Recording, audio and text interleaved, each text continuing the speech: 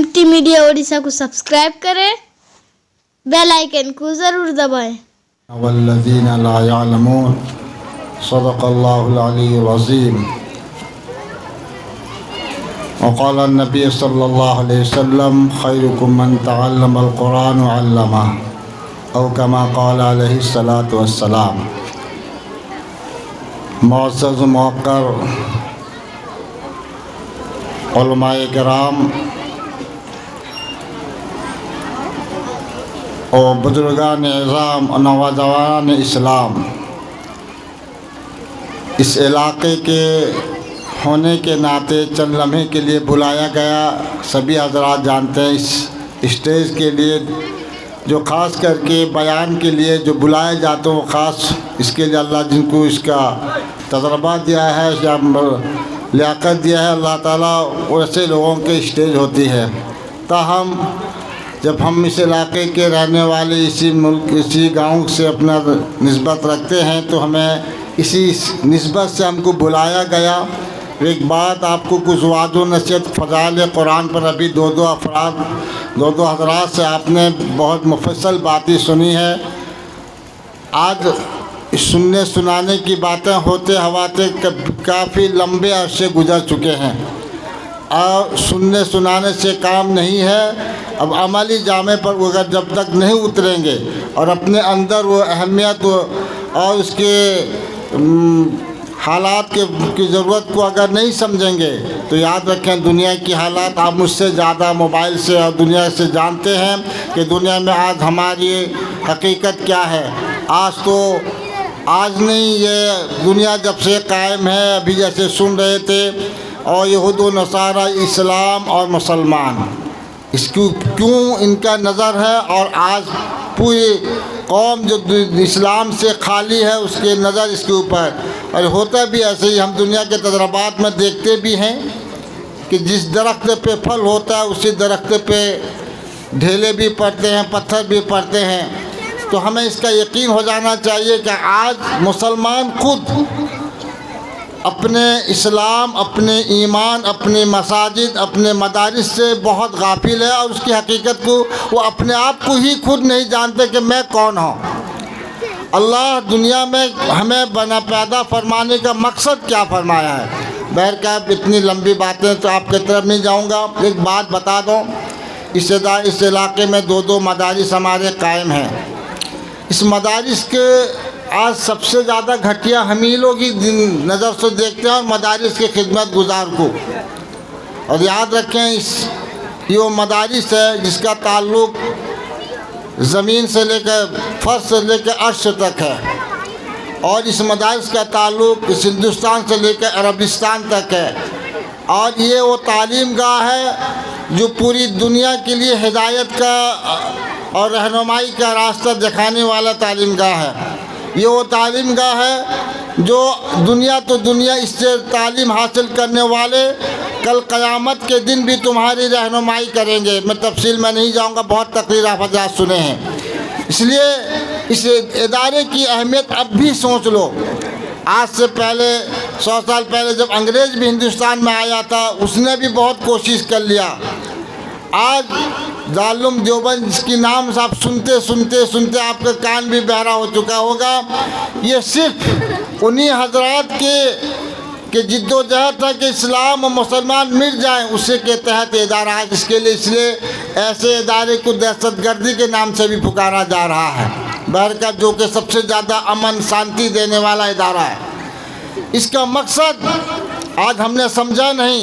ये सोचते हैं कि मौलवी का धंधा है, बस धंधा करे खाए पिए। आप याद रखें, आप अभी वक्त वो नहीं आया कि आपको अगर बच्चे के कान पे अजान देने हैं आपके पास इल्म नहीं, तो यही इदारे से तालीम हासिल करने वाले ही बताते हैं तुम्हें तरीक़ा। उसका आज खतना करें तो कितने हैं, किस तरह करें। उसकी शादी हो तो यही मौलवी की ज़रूरत है, इस इदारे की ज़रूरत है। उसके अगर और उसके तलाक और मताक का अगर मसला आ गया तो इसी उलमा की ज़रूरत है तुम्हारी, और तुम्हारे मौत ज़िंदगी से लेकर मौत तक तुम्हें इस इदारे की ज़रूरत, इस इदारे से। और ये इदारा वो है जो तमाम जितनी आज दुनिया के अंदर दीनी खिदमत अंजाम देते हैं उसकी ये रीढ़ की हड्डी है। अगर ये मदारिस ख़त्म हो गए तुम्हें मस्जिद में इमामत का इमाम करने वाला कोई नहीं मिलेगा, तुम्हारे मैयत को का जनाजा उठाने के लिए मसाइल बताने वाला कोई नहीं मिलेगा, तुम्हें आज जमात के लाइन से काम करने वालों को जमात का उसका रहबर कोई नहीं मिलेगा, तुम्हें आज जमीयत उलमा के नाम से काम करने वालों को उलमा नहीं मिलेंगे। अगर आज इस उलमा इस इदारे की तरफ हम तवज्जो न दें और इससे गफलत की ज़िंदगी काटें तो याद रखें दुनिया है चंद दिन की, इंसान आज है कल जाएगा, मरना ही, और कोई हंस के मरे कोई रो के मरे, आखिर अंजाम आखिर में बहुत भयानक होने वाले हैं। इसलिए हमें चाहिए इदारे से सिर्फ अपने बच्चों की नहीं, ये आजकल एक बात में हमेशा हज़रत मौलाना इस्माइल साहब रहमतुल्लाह अलैह जो अमीर शरीयत हमारे अव्वल थे, एक जुमला मुझको बोले थे, मैं हमेशा जिस इदारे पे भी जाता हूँ वहाँ के ज़िम्मेदार से एक बात कहता भी रहता हूँ कि भाई देखो, हज़रत बोले मुझको अपने के मुझसे सवाल किए, ये उस साल की बात है जब मुफ्ती इरशाद साहब मेरे यहाँ तालीम याफ्ता थे, उससे 5-7 बच्चे थे, और जब इस मदरसे में कोई जब आता है पूछते भाई आपके यहाँ मदरसे में कितना तलबा है, कोई मकामी बच्चों का गांव के बच्चों का हिसाब नहीं बताता, भाई जो बेरूनी बच्चे रहते हैं मतबख में जिनका खाने पीने का निज़ाम होता है उसी के मुताबिक कहता है कि भाई 5 हैं, 10 हैं, 20 हैं, 50 हैं। तो मैं भी इसी एतबार से बोला मगर 5-7 बच्चे हैं, लेकिन क्या हुआ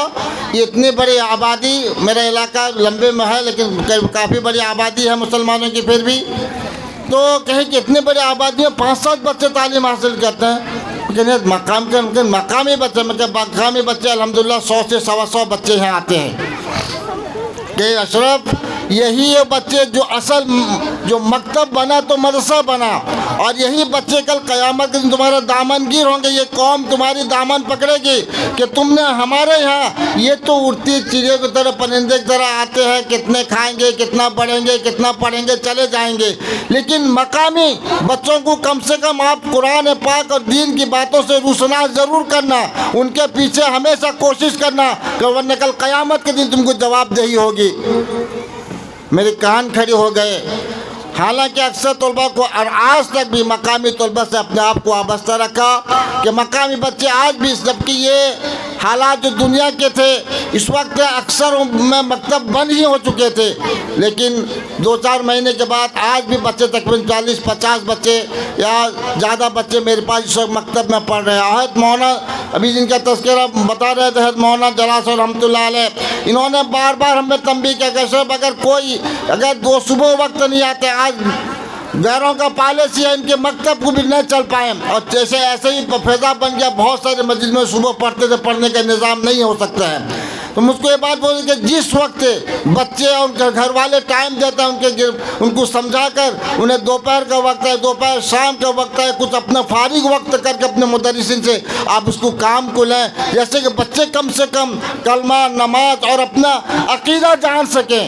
हमारे ईमान पर डाका जमने के लिए पूरी दुनिया खड़ी है, लेकिन आज हम इतनी गफलत के साथ हैं। हमारे बच्चों को डॉक्टर तो बनाते हैं, हमारे बच्चों को इंजीनियर का फिक्र करते हैं, हमारे बच्चों को कलेक्टर बनाते हैं, लेकिन मुसलमान नहीं।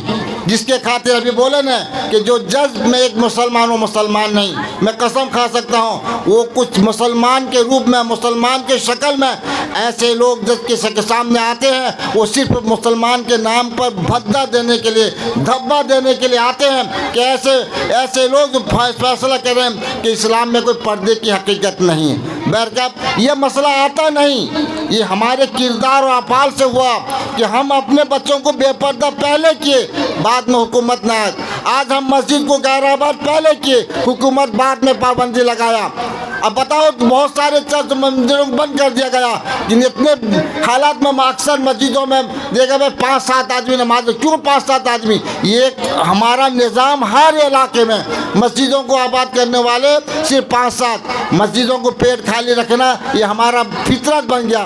तो अल्लाह ताला जब आफत और मुसीबत दिया तो उनके दिलों में 5 आदमी का परमिशन तो दे दिया, लेकिन सबके लिए उस वक्त सोचे कि हम मस्जिद को पूरा सर पर उठा लेंगे बस्ती वाले हर इलाके में। तो मेरे मोहतरम ये इदारा हमारे बहुत कदरदान है कि अगर एक बच्चा भी पूरे महल में, अगर 1 साल में 2 साल में एक बच्चा भी हमारे लिए अगर पढ़ के निकलता है, याद रखें जब तक वो पढ़ाता रहेगा वो हम सब के नाम आमान में कुछ लिखा ही जाता रहेगा। हमारा फातिहा खाने हो अपने खुद ब खुद होता रहेगा, हम दुनिया में मौजूद न हों। इसलिए हमें चाहिए, और आज के दौर में आदमी न जाने मोबाइल में भी जन्म होता है, मोबाइल के पीछे इमाम को देने के लिए, मदरसे को देने के लिए, मस्जिद के देने के लिए 50 से 100 रुपये तक जाने को लोग तैयार नहीं। 4000 3000 ये मौलवी फ़कीर बन के, लेकिन अल्लाह का फैसला ऐसा है किसी मौलवी के जिस्म पर 2-4 हज़ार रुपये का कपड़ा कभी पड़ता नहीं, और खाना तो अल्लाह मुक़द्दर का फैसला करता है। अल्लाह यर्ज़ुक़ु यशाअ बगैर हिसाब, बगैर हिसाब किताब के। हमको आप बिरयानी तकाने को, न मुर्गी का बिरयानी, न इसका बिरयानी, न खस्सी का ज़रूरत भी पड़ता है, हमको इतना बेजारी लगता है, हमको पखाल बात को पसंद आता है। अल्लाह वादा किया, खिलाने का जिम्मेदार वो है। तो इसीलिए 18,000 किस्म के मखलूक़ात को अल्लाह खिला रहा है। तो आज लेकिन सबसे घटिया हम मौलवी को चाहते हैं, मस्जिद का इमाम अगर जब टिप टॉप हो गया, अरे कहाँ से मार लिया, कहाँ से कुछ कर लिया, गाड़ी ले लिया, इसका तनख्वाह मत बढ़ाओ। वो तनख्वाह भी कितना 4000 3000 5000 मस्जिदों में देने को तैयार नहीं। और जहाँ मदारिस बन गए वहाँ तो और खाना तुम तो पकिया खाओगे और क्या, हमारे जेब से पैसा न लगे। मैं इसलिए कि खुद मैं इस मामले में बहुत एहसास हो चुका है। भाई अल्लाह के बंदो, मैं क्या खुदा के बंदो, अपने एक मजदूर के मजदूरी पूछ लो। आज के दौर में अदना किस्म का मजदूरी 300 रुपये से 400 रुपये से कम नहीं। अगर एक मजदूर की मजदूरी का आधे के आधा पैसा भी अगर अपनी मस्जिद और मदारिस में लगाने का, महीने एक दिन का पूरा तनख्वाह नहीं, आधा तनख्वाह का लगा ले, कोई मस्जिद कोई मदरसा कहीं बाहर जाने की ज़रूरत नहीं पड़ेगी। हर बस्ती का हर अफराद जो कमाता है, मैं नहीं कहता हूँ जो बूढ़े हो गए नहीं कमाते हैं, रिटायरमेंट, आज के दौर का रिटायरमेंट, आज हमें दादा में सामने बैठे लगभग नहीं भी तो 15-20 हज़ार रुपये उनको मिल ही जाता रहेगा।